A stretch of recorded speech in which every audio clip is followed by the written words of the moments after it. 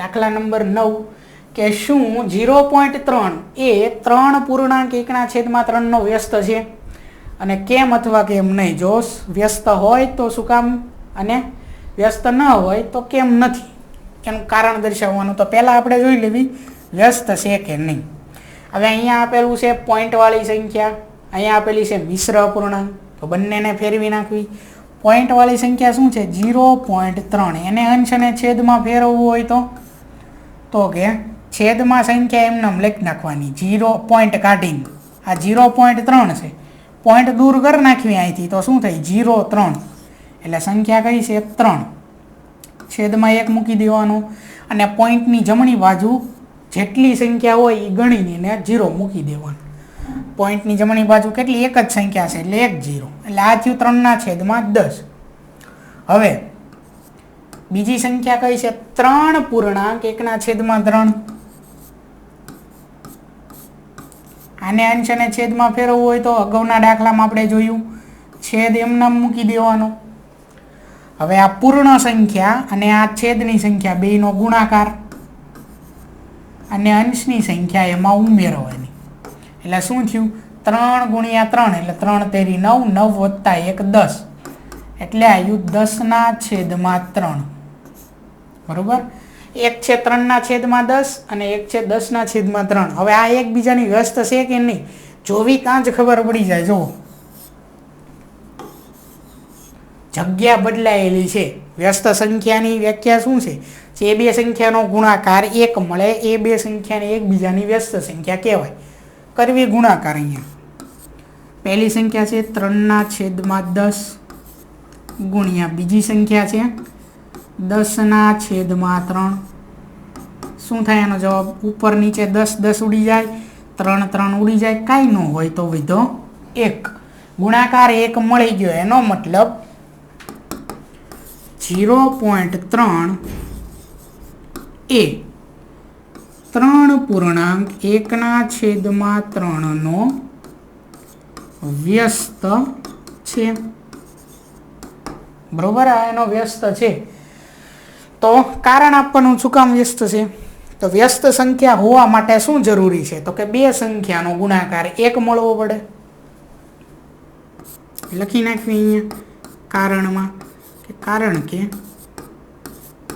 અહીં બંને સંખ્યાનો ગુણાકાર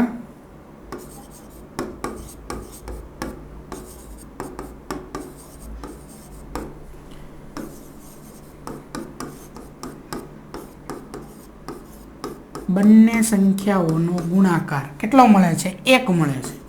અને વ્યસ્ત સંખ્યા માટે એ જ આપણે જોતું છે કે બે સંખ્યાનો ગુણાકાર 1 મળે તો એ વ્યસ્ત સંખ્યા કહેવાય. બરોબર, ચાલો હવે દાખલા નંબર 10 એમાં છે લખો. તો પહેલું આપેલું છે કે એવી સમય સંખ્યા કે જેનો વ્યસ્ત ન હોય. વ્યસ્ત ન હોય એટલે કે એનો જવાબ 0 ન થતો હોય, તો 1 ન થતો હોય ગુણાકાર કોઈ પણ સંખ્યા સાથે. તો 0, જો કોઈ પણ સંખ્યા તમે લો -5/3 તો એનો વ્યસ્ત મળે. બરોબર, 3/5. તો ગમે એ સંખ્યા તમે ધારો વ્યસ્ત મળે, પણ 0 એક એવી સંખ્યા છે કે એનો વ્યસ્ત ન મળે. કઈ રીતે? જો આ 0 એટલે એના છેદમાં કાંઈ નથી તો શું હોય? 1 હોય. હવે જ્યારે તમે એનો વ્યસ્ત કરો ત્યારે શું થાય? જગ્યા બદલાય, એટલે કે 1/0. હવે કોઈ પણ એવી સંખ્યા કે જેના છેદમાં 0 હોય એવી સંખ્યાનું અસ્તિત્વ જ નથી. એવી સંખ્યા અસ્તિત્વમાં નથી, એટલે એવી કોઈ સંખ્યા છે જ નહીં. બરોબર, કે જેના છેદમાં 0 હોય. એટલે 0 એક એવી સંખ્યા છે કે જેનો વ્યસ્ત ન મળે. પછી બીજું છે કે એવી સમય સંખ્યાઓ કે જે તેના વ્યસ્તને સમાન હોય. એવી સમય સંખ્યાઓ કે એનો વ્યસ્ત એને સમાન હોય. જેમ કે 1 લઉં, 1નો વ્યસ્ત શું થયો? 1નો ગુણાકાર હું કઈ સંખ્યા સાથે કરું તો ગુણાકાર 1 મળે, 1 હારે જ તે. એવી જ રીતે -1નો ગુણાકાર કઈ સંખ્યા સાથે કરું તો મને જવાબ 1 મળે, તો ઓછે ઓછે વત્તા 1 × 1. બરોબર, એટલે આ બે સંખ્યા 1નો વ્યસ્ત 1 થયો, -1નો વ્યસ્ત -1 થયો. અહીંયા આપણને એ જ પૂછ્યું છે કે એવી સમય સંખ્યા કે જે તેના વ્યસ્તને સમાન હોય. તો એવી બે સમય સંખ્યા છે, 1 અને -1, જે એનો વ્યસ્ત અને એ સંખ્યા પોતે બે એક જ હોય.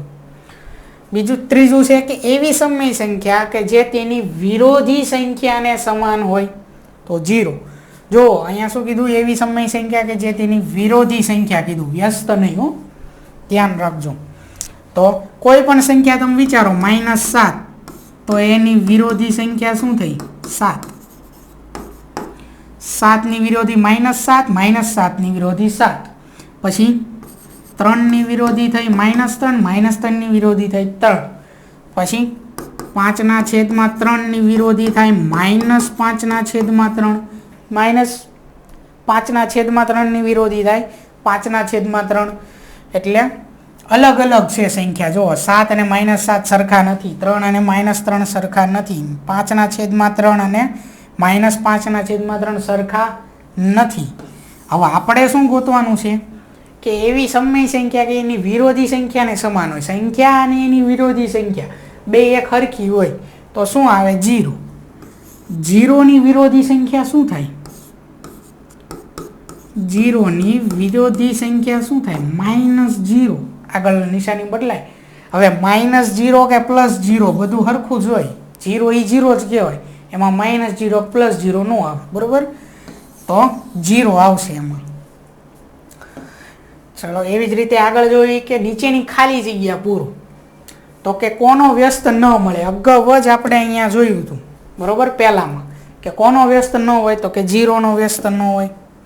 પછી કે સંખ્યાઓ ખાલી જગ્યા પોતાના જ વ્યસ્ત છે, 1 અને -1. એ પણ આપણે 10મા દાખલામાં બીજામાં જોયું હતું, બરોબર. 1 અને -1 જે છે એ પોતાના જ વ્યસ્ત છે, બે સમાન મળે સંખ્યા અને એના વ્યસ્ત. -5 ની વ્યસ્ત સંખ્યા -1/5, જગ્યા બદલાય.